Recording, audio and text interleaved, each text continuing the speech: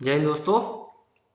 मैं आपके सामने जैसे कल मैंने आपको बताया था एसएससी जीडी 2022-23 की जो वैकेंसी आई है उसके बारे में डिटेल सिलेबस मैं आपके सामने मैथ्स का लेके आया हूँ। अभी सारा सिलेबस में डिटेल में आपको बताऊंगा कौन से चैप्टर से कितने क्वेश्चंस बनते हैं, क्या सिलेबस आपको कवर करना चाहिए जिससे इतने कम समय में ज़्यादा से ज़्यादा आप मार्क्स गेन कर पाएँ। ठीक है, पढ़ें उतना जिसमें आपका सिलेक्शन हो जाए। फालतू पढ़ने की कोई ज़रूरत नहीं है, स्मार्ट पढ़ो आप। आपको टॉपर नहीं बनना है, आपको सिलेक्शन लेना है। आप पहली रैंक लेके आओ या 10वीं रैंक लेके आओ आप, आपकी पोस्ट, आपकी सैलरी सब कुछ सेम होगा। तो पढ़ो स्मार्ट, टॉपर नहीं बनना है आपको। आपको एक सीट सेलेक्ट करनी है, तो आप एक वैकेंसी आपको लेनी है, एक सीट आपको कंफर्म करनी है। स्मार्ट पढ़ो आप, ठीक है ना। कहाँ से कितने क्वेश्चंस बनते हैं, कैसे बनते हैं, मैं आपको सब बताऊंगा इस वीडियो में। ठीक है, तो पहले स्टार्ट करते हैं मैथ्स से। ठीक है, क्योंकि ये चैनल आपका मैथ्स का है। आगे मैं और भी आपको इस सिलेबस के कंप्लीट होने के बाद मैं आपको रीजनिंग भी पढ़ाऊंगा। ठीक है ना, तो मैथ्स का सिलेबस आपके सामने है। ठीक, नंबर सिस्टम आपका फ्रैक्शन, एचसीएफ, एलसीएम, ठीक है, square and roots, simplification, percentage, profit and loss.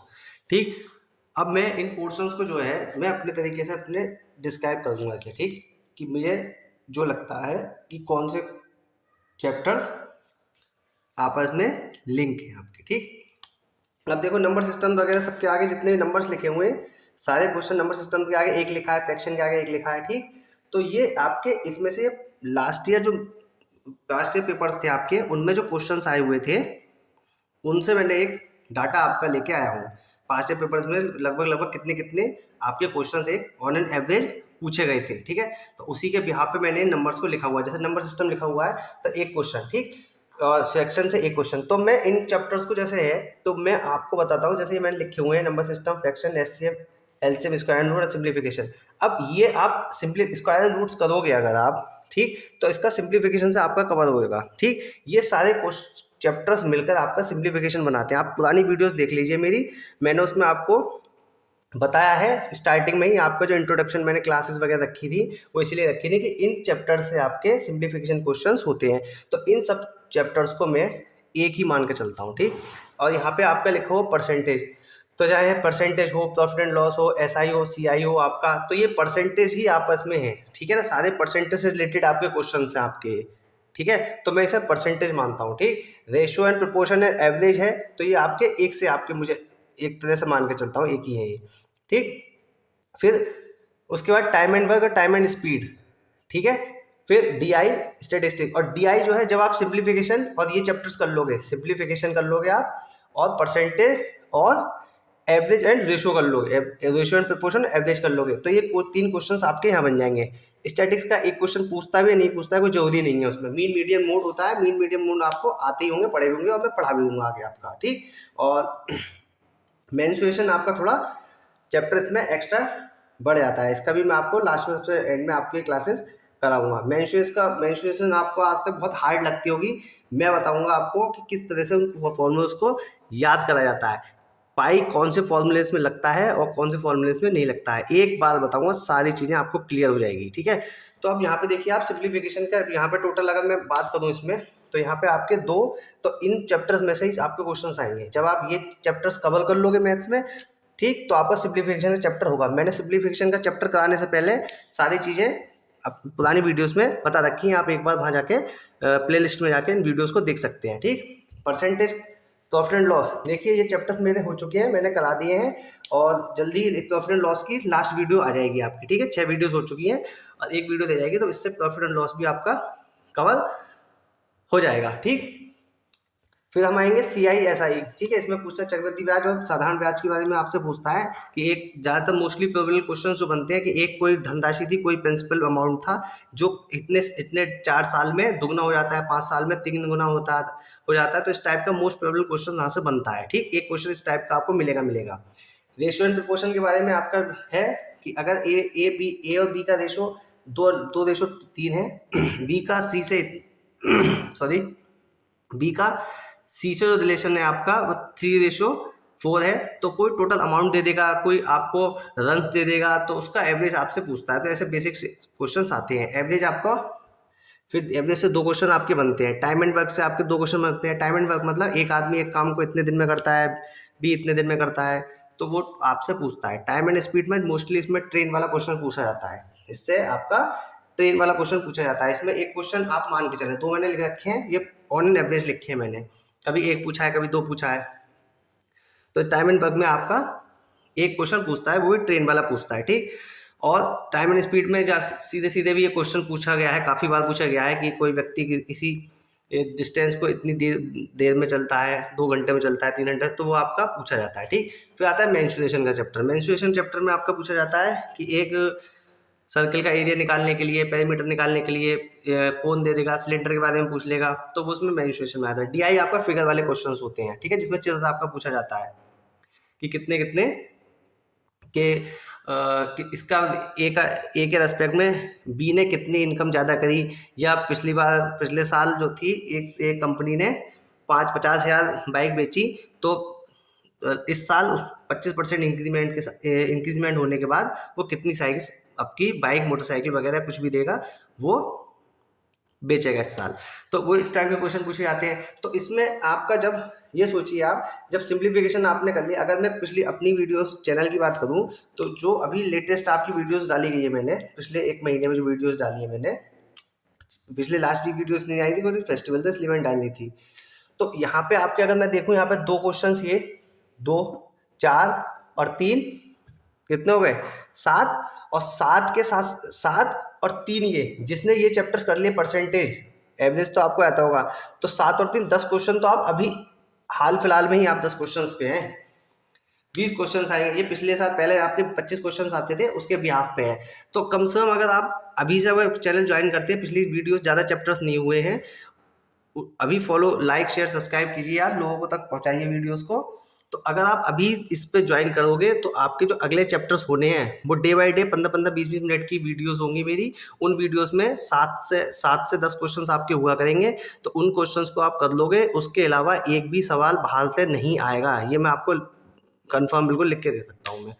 वही आप अभी भी पिछली वीडियोस उठा के देख लेंगे, एसएससी जीडी वगैरह का, या कोई भी और प्रैक्टिस सेट वगैरह किसी भी एग्जाम को उठा लेंगे, सेम टू सेम इसी तरह के आपके क्वेश्चंस मिलेंगे। डिजिट चेंज हो सकती हैं, बाकी क्वेश्चंस का टाइप, लेवल सब आपको यही मिलेगा, ठीक है ना। इससे बाहर कुछ नहीं आएगा, ये मेरा आपसे वादा है, ठीक। तो ये आपके सामने मेरा मैथ्स का सिलेबस था, ठीक है। अब देखिए हम देखते हैं रीजनिंग का सिलेबस, ठीक है। रीजनिंग का सिलेबस आपके सामने है, कोडिंग डिकोडिंग, ठीक है। तो कोई नंबर आपको दे दिए जाएंगे, उसमें आपसे पूछा जाएगा कि काइट को ABCD कहा जाता है और माइट को क्या कहा जाएगा, ठीक है। इस तरह से आपका कहा जाएगा। क्लासिफिकेशन मतलब आपको चूज करना होगा कौन सा ऑड नंबर्स है, ऑड टॉपिक है, या फिर ऑड वस्तु है, कुछ भी ऐसे दिया जाए। नंबर एंड लेटर सीरीज में आपको दिया जाएगा सॉरी, मार्किंग करी जाएगी उसमें, ठीक है ना। तो उसमें अल्फ़ाबेटिकली आपको नंबर दिए जाएंगे। ब्लड रिलेशन में आपको कहा जाएगा कि एक बच्चे ने तस्वीर की ओर इशारा करके ये कहा, तो या फिर कहेगा ए का बी के साथ ये रिलेशन है, बी का सी के साथ ये रिलेशन है, तो इस तरह से क्वेश्चन होगा। ऑर्डर रैंकिंग में आपको बता दिया जाएगा, एक लाइन है, उस लाइन में ए बी के राइट बैठता है, बी जो है सी के लेफ्ट बैठता है, 3 छोड़ के बैठता है, इस तरह से। मिसिंग नंबर में आपको नंबर दे दिया जाएगा, आपको मिसिंग नंबर में तो आपसे पूछेगा कि इसमें के बाद नंबर क्या आएगा, जैसे लिख देगा 1 3 5 7 9, तो अगला क्या आएगा, जैसे 11 आएगा। डायरेक्शन में आपका क्या है, दिशा के बारे में बताएगा कि कौन सी दिशा में कोई व्यक्ति अपने घर से इतनी दूरी पे चलता है, तो वो पूछेगा वो आपसे कि इस समय इतनी दूरी चलने के बाद अब वो कौन सी डायरेक्शन में है, ठीक है ना। तो डाइस के बारे में पूछेगा, तो पूछता है आपसे कि 5 के पीछे 3 है, 4 के पीछे 2 है, तो 1 के पीछे क्या होगा, इस तरह से। पिक्चर काउंटिंग आपको एक पिक्चर काउंटिंग आपका दे दिया जाएगा, ये पूछ लेगा आपसे एक एक इस तरह, तो इसमें पूछ लेगा कि इसमें कितने ट्राइंगल्स हैं आपके, ठीक है ना।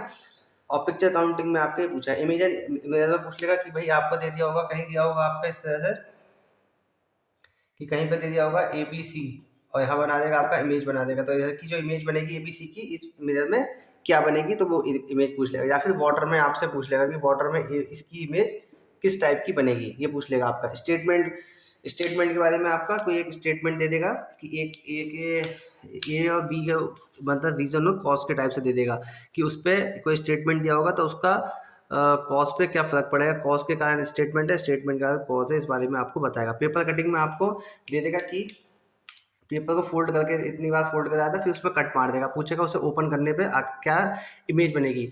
मैथमेटिक प्रॉब्लम में आपसे पूछ लेगा कि परसेंटेज को डिवाइड को मल्टीप्लाई कहा जाता है, मल्टीप्लाई को प्लस कहा जाता है, प्लस को माइनस और माइनस को प्लस कहा जाता है। तो अब इसका आंसर क्या आएगा, इस तरह से पूछेगा।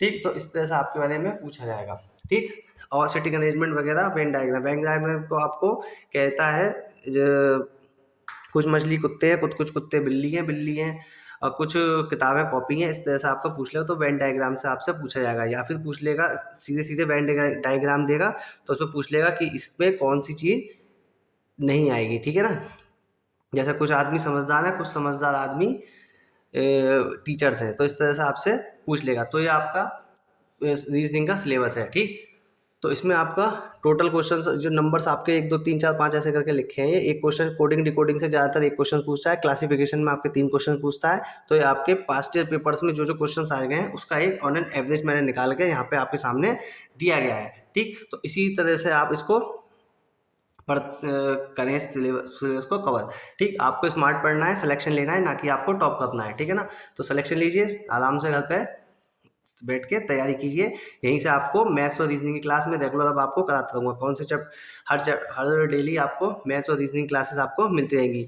हम लोग इसको किस तरह से इसको डिवाइड करेंगे मैं आपको अगली वीडियो में बताऊंगा। ठीक है ना, तो अगली वीडियो में आपको ये भी बताऊंगा कि हिंदी और जीएस आपको किस टाइप से पूछनी है, तो किस टाइप से पढ़नी है, कौन से क्वेश्चंस कहाँ से बनेंगे, ये मैं आपको सारी चीज़ डिटेल में बताऊंगा। जिस तरह से मैंने मैथ्स और रीजनिंग का डिटेल में आपको सिलेबस दिया, कौन से क्वेश्चंस पास्ट पेपर्स में सबसे ज़्यादा पूछे गए हैं, वो सभी चीज़ें मैंने आपको यहाँ पे बताई हैं। मैथ्स का सिलेबस और रीजनिंग का सिलेबस मेरी जिम्मेदारी है। आपको 30 दिसंबर से पहले आपको सारा सिलेबस करा दिया जाएगा मैथ्स और रीजनिंग का। आप मेरे चैनल पे बने रहिए, ज़्यादा से ज़्यादा लोगों तक पहुंचाइए इसे, लाइक शेयर सब्सक्राइब कीजिए, नीचे कमेंट बॉक्स में कमेंट भी कीजिए। ठीक है, और मैं उसका हिंदी और जीएस का कौन सा पोर्शन से कितने कितने क्वेश्चंस आते हैं, कहाँ से क्वेश्चंस पूछे जाते हैं, ये सारी चीज़ें मैं आपको बताऊँगा डिटेल में अगली वीडियो में। और क्या आपकी अप्रोच होनी चाहिए, कहाँ क्या किस तरह से पेपर को सॉल्व करना चाहिए, ये सारी चीज़ें नेक्स्ट वीडियो में आपको बताऊँगा। ठीक है ना, तो हम मैथ्स और रीजनिंग का दे चुके हैं। मस्त रहिए, व्यस्त रहिए, पढ़ाई करते रहिए। ये 2-3 महीने आपकी ज़िंदगी बदल सकते हैं, एक गवर्नमेंट जॉब आपकी पक्की हो सकती है। फिर आराम से चैन से आप रहिए और आगे भी तैयारी, जब जॉब लग जाए उसके बाद भी आप आगे फर्दर एग्जाम्स की, अच्छे लेवल की एग्जाम्स की और अच्छी तैयारी करते जाइए। आज के लिए इतना ही, नमस्ते, थैंक यू, गुड नाइट, जय हिंद।